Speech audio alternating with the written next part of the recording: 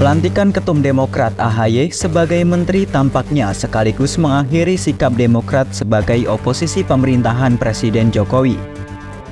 AHY dilantik menjadi Menteri ATR atau Kepala BPN pada Rabu 21 Februari 2024 di Istana Negara. Demokrat menjadi oposisi selama 9 tahun 4 bulan sejak periode pertama pemerintahan Jokowi pada 2014. Namun AHY membantah pengangkatannya itu sebagai hadiah karena partainya mendukung paslon nomor urut 2 Prabowo Gibran.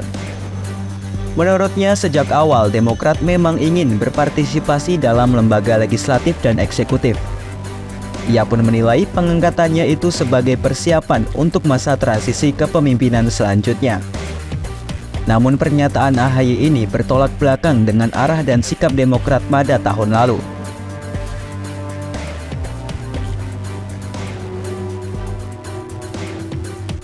Dalam pidato politiknya pada 14 Maret 2023, AHY dengan lantang mengkritik program Food Estate dan UU Cipta Kerja.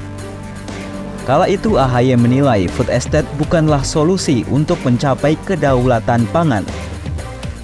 Menurutnya program itu hanya mengandalkan perluasan lahan dan mengabaikan faktor ekologi dan sosial.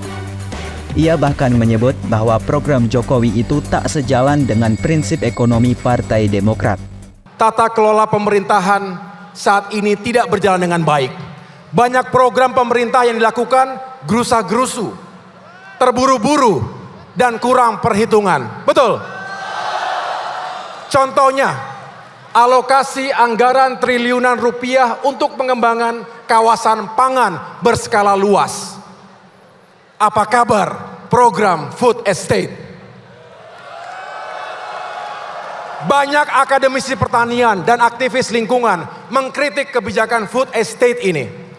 Program yang hanya mengandalkan ekstensifikasi lahan saja, tapi dinilai mengabaikan faktor ekologi dan sosial.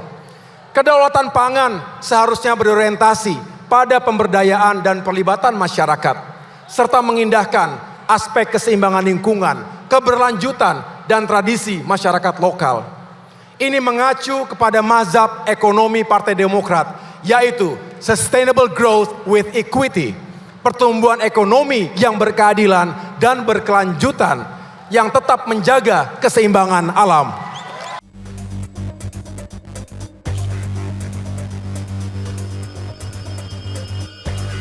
Pada momen yang sama, AHY juga mengkritik pengesahan UU Cipta Kerja. Kala itu AHY menilai isi UU Ciptaker tak berpihak kepada tenaga kerja.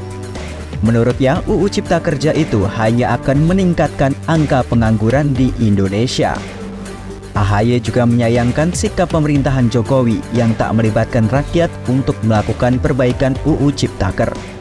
Pemerintahan juga tercermin dari lahirnya peraturan perundangan yang keluar dari norma hukum. Contohnya, Undang-Undang Cipta Kerja. Sejak awal Demokrat menolak Undang-Undang Ciptaker.